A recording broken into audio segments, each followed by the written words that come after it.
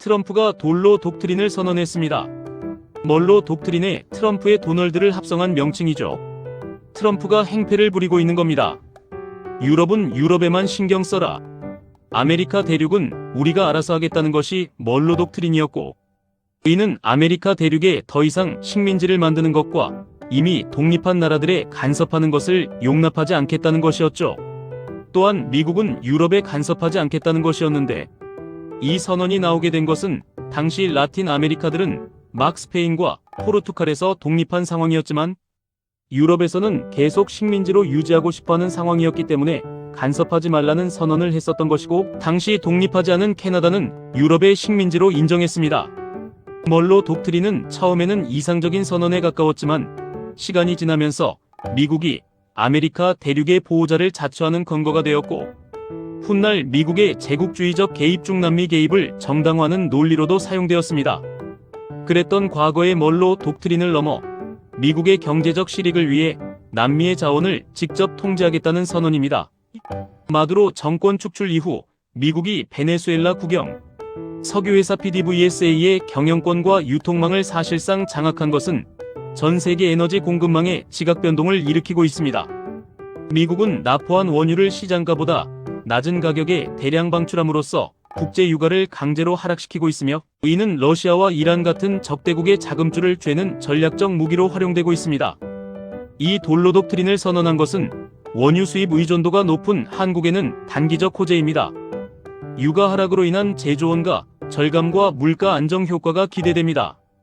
또 베네수엘라의 석유 수출을 위한 인프라를 비롯한 각종 건설 사업들의 어마어마한 수요가 발생할 가능성이 높은데, 현재로서는 트럼프가 가장 믿는 동맹이 한국이죠. 그래서 건설 사업의 참여도 기대가 됩니다. 물론 공짜는 없습니다. 트럼프가 그에 대한 대가를 요구하겠죠. 방위비 분담금 증액이나 다른 요구사항이 분명 있을 겁니다. 트럼프가 좋은 걸 제안한다고 덥석 물면 안 되겠죠. 그에 반해서 중동의 산유국들은 OPEC의 영향력이 급격히 약화됩니다. 전에 트럼프가 사우디에게 석유를 증산해서 원유 가격을 낮추자고 했는데 안 들었죠. 베네수엘라의 석유를 손에 쥔 트럼프는 석유 가격을 마음대로 조절할 수 있습니다. 석유 가격을 낮추고 싶으면 증산하면 됩니다. 사우디보다 매장량이 많으니까 충분히 가능하죠. 그 바람에 사우디와 중동의 산유국들은 중국과 러시아와 밀착하는 결과를 초래할 수 있습니다. 미국이 사우디를 비롯한 중동산 유국을 배제하고 독자 석유 가격 정책을 펴게 되면 결국 사우디는 중국, 러시아하고 밀착하게 되고, 결국 석유 거래의 달러 패권은 무너지게 되고, 미국과 중동의 두 석유 강대국이 마음대로 석유 가격을 쥐고 흔들게 되면 석유 가격은 널뛰기를 하게 되어 굉장히 위험한 상황이 됩니다. 물론 한미동맹에 물방했던 윤석열이 고맙게도 계엄을 일으켜줘서 이재명 대통령이 정권을 잡게 되었으니 균형 외교를 잘해서 큰 문제가 없을 걸로 예상되지만, 달러 패권 무너지면 미국 경제도 위험하고 어마어마한 기업 부실과 지방정부들의 빚이 언제 터질지 모르는 뇌관으로 작용하게 될 중국 경제도 위험한 상황이라 함부로 날뛰는 트럼프 때문에 걱정이 되는 시점입니다. 또 트럼프는 멕시코에 대한 지상 공격을 공식적으로 예고했습니다. 그 발언 내용은 우리는 이제 카르텔과 관련해 지상 공격을 시작할 것이다. 카르텔이 멕시코를 장악하고 있으며 이는 매우 슬픈 일이다. 라고 했으며, 작전 배경은 트럼프는 해상을 통한 마약 유입은 이미 97% 차단했다고 자평하며 이제는 마약의 근거지인 멕시코 본토 내 카르텔 거점을 직접 타격하겠다는 의지를 드러낸 겁니다. 이에 대한 성격을 보면 과거에는 멕시코 정부와의 협력을 강조했다면 이제는 멕시코를 카르텔에 점령당한 실패한 국가로 규정하고 미국의 국가 안보를 위해 일방적인 군사 개입도 불사하겠다는 입장입니다. 미국은 이미 지난해 멕시코의 주요 마약 카르텔 시날로와 할리스코 등을 외국 테러 조직 FTO로 지정했습니다. 카르텔을 테러리스트로 규정함으로써 트럼프는 의회의 복잡한 승인 절차 없이도 테러와의 전쟁 차원에서 미군 특수부대나 드론을 동원해 멕시코 영토 내 목표물을 타격할 수 있는 명분을 쌓았습니다. 이 명분을 근거로 현재 미국-멕시코 국경에는 약 1만 명 이상의 미군이 배치되어 있으며 사실상 국경 봉쇄 작전을 수행 중입니다. 이는 카르텔 타격 시 발생할 수 있는 보복 테러나 난민 유입을 막기 위한 전초 기지 역할을 합니다. 군사적 위협과 동시에 강력한 경제적 목적이도 병행되고 있습니다. 트럼프는 취임 초기부터 멕시코가 마약 유입과 불법 이민을 완벽히 통제하지 못할 경우 모든 멕시코산 수입품에 25%의 관세를 부과하겠다고 실행에 옮겼습니다. 2026년 예정된 USMCA 미국 멕시코 캐나다 협정 공동 검토를 앞두고 이를 전면적인 재협상판으로 키워 멕시코의 안보 협조를 강요하고 있습니다.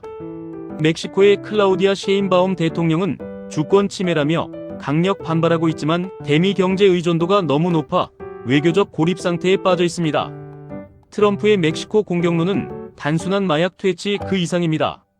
국내 정치용으로는 11월 중간선거를 앞두고 지지층에게 강력한 미국 우선주의 성과를 보여주기 위함입니다. 또한 베네수엘라 마두로 축출에 이어 멕시코까지 길들임으로써 남북미 전체를 미국의 강력한 통제권 아래 두려는 전략입니다. 돌로 독트린은 19세기 말로 독트린 미국의 서반구 지배권에 도널드 트럼프의 이름을 합성한 용어로 이번 정부 들어 미국 앞마당 서반구에서 미국의 해가 되는 모든 요소를 군사 경제적으로 제거한다는 강력한 기조를 담고 있습니다. 과거에는 국가 간 전쟁이 중심이었다면 돌로 독트린 하에서는 마약 카르텔을 국가 안보를 위협하는 외국 테러 조직 FTO로 규정합니다. 멕시코 정부의 허가 없이도 미군이 멕시코 땅에 들어가 타격할 수 있는 명분을 이 독트린에서 찾고 있습니다. 트럼프가 멕시코를 타깃으로 삼는 이유는 돌로 독트린의 세 가지 목표와 완벽히 일치합니다. 공급망 통제 니어 마이너스 쇼링, 중국에 의존하던 제조 공급망을 멕시코로 옮기려면 멕시코가 안전해야 합니다. 카르텔을 제거해 미국 중심의 안전한 공급망을 구축하려 합니다. 이민 및 마약 차단, 펜타닐 유입과 불법 이민 문제를 군사적으로 해결해 국내 정치적 지지층을 결집합니다. 반미 세력 축출. 멕시코 정부가 중국이나 러시아와 밀착하는 것을 막고 미국의 강력한 군사력을 보여줌으로써 남미 전체에 공포를 통한 질서를 세우려는 의도입니다. 두 번째, 트럼프의 행패는 그린란드의 매입 압박입니다. 그 바람에 NATO의 균열이 예상됩니다. 그린란드는 단순히 거대한 얼음 땅이 아닙니다. 지구온난화로 북극 항로가 열리면서 전략적 요충지가 되었고 반도체와 전기차 배터리의 필수적인 히토리와 천연가스의 거대 매장지로 확인되었습니다. 트럼프의 매입 압박은 중국의 북극 진출을 원천 차단하고 미국의 자원 자금률을 100%로 끌어올리려는 야심의 발현입니다. 그러나 동맹국인 덴마크의 주권을 무시한 강경 행보는 제2차 세계대전 이후 유지되어 온 NATO 북대서양 조약기구 체제의 근간을 흔들고 있습니다. 돈으로 영토를 살 수 있다는 트럼프의 비즈니스식 외교는 유럽 국가들에게 미국은 더 이상 신뢰할 수 있는 보호자가 아니다라는 인식을 심어주고 있습니다. 유럽연합 이후는 공동방위군 창설 논의를 가속화하고 있습니다.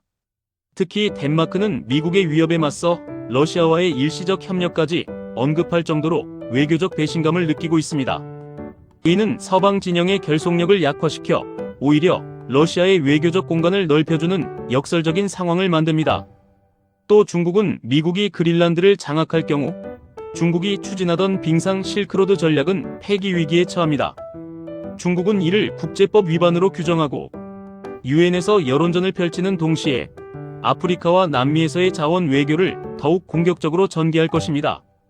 사실상 현재 그린란드에 미국이 군대를 주둔할 수 있는 권리가 있고 실제 군대를 주둔시키고 있습니다.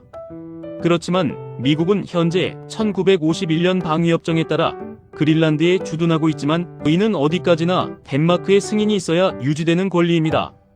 그리고 이는 불안한 임대 계약입니다.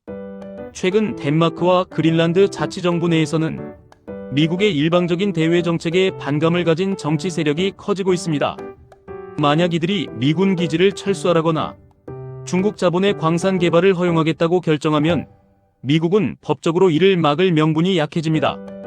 그래서 트럼프의 생각은 남의 땅에 새들어 살면서 매번 눈치 보지 말고 아예 내 땅으로 만들어버려야 중국이 비집고 들어올 틈조차 생기지 않는다는 논리입니다. 즉, 불확실한 임대권을 확실한 소유권으로 바꾸려는 것입니다.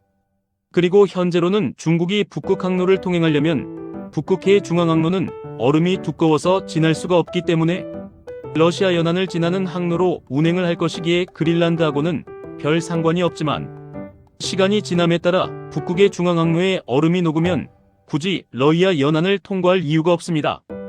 그런데 중앙항로를 지나게 되면 그린란드 연안을 통과하게 됩니다. 트럼프는 그때 중국의 통행을 막기 위해서 그린란드를 소유하려고 하는 것입니다. 또 미국의 그린란드 소유욕은 중국의 희토류 독점을 막기 위한 것이기도 합니다. 현재 전 세계의 희토류 공급 90%를 장악하고 있는 중국이 끊임없이 그린란드의 주요 희토류, 광산 지분을 사들이려 시도하고 있기 때문에 미국이 그린란드를 소유하게 되면 중국 기업의 그린란드 진출을 원천 차단할 수 있습니다. 트럼프의 세 번째 폭탄은 여태까지 해왔던 글로벌 상호관세에 더해진 유동성 폭탄입니다. 이는 무역전쟁의 상시화와 공급망 대전환을 부르고 있습니다. 트럼프의 상호관세법은 상대방이 우리에게 매기는 만큼 우리도 매긴다는 단순한 논리지만 실제로는 미국의 거대 시장을 볼모로 전 세계 공급망을 미국 내로 강제 이전시키려는 전략입니다. 여기에 더해 연준 패드를 압박해 달러 가치를 의도적으로 낮추고 유동성을 공급하는 것은 전 세계의 인플레이션을 수출하면서 미국의 부채 부담을 덜려는 고도의 수법입니다. 각국은 자국 산업을 보호하기 위해 보복 관세로 맞대응할 수밖에 없으며 이는 1930년대식 대공황 전야의 보호무역주의를 연상시킵니다.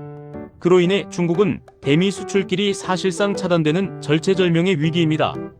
중국은 내수 시장 확대로 버티려 하겠지만 핵심 부품의 미국 의존도가 높은 첨단 산업은 고사 위기에 처할 것입니다. 이에 대한 반격으로 희토류 수출 중단과 같은 자원 무기화를 본격화할 것으로 보입니다. 그런데 대만과 한국에 대해서는 유동성 폭탄의 문제는 더 큰 반도체와 전력 인프라의 슈퍼사이클로 인해서 영향이 거의 없는 상황입니다. 물론 저런 슈퍼사이클과 관련이 없는 업종이나 관련이 있는 업종이라도 단순 납품업체의 경우에는 상당한 영향을 받을 수밖에 없습니다. 최근에 세계의 주요 뉴스에서 트럼프가 안 보이는 날이 없습니다. 엊그제는 국제기구를 66개나 탈퇴를 했다고 합니다. 베네수엘라를 침공해서 대통령을 잡아간 것이 국제법 위반이라고 다른 나라에서 떠드니까 관련된 국제기구를 전부 탈퇴를 해버린 겁니다. 국제기구에 가입이 되어 있어야 위반을 따질 수 있는 근거가 있는데 탈퇴를 해버렸으니 방법이 없어진 거죠. 그리고 또 멕시코를 육상 공격하겠다고 합니다. 마약 카르텔이 이제 돌로 독트린으로 무슨 짓을 어떻게 벌일지 걱정이 많이 됩니다. 다른 나라에 영향을 주는 거야 우리하고 관계가 없는 거지만 AI의 보급으로 인해서 인력 수요가 점점 줄어들고 직장인의 수입도 줄고 있는 상황에서 그로 인해 자영업자의 수입이 줄어서 폐업이 늘어나고 있고 이런 걸 시대의 흐름이라고 봐야 할까요? 깡패 트럼프의 덕분이라고 봐야 할까요?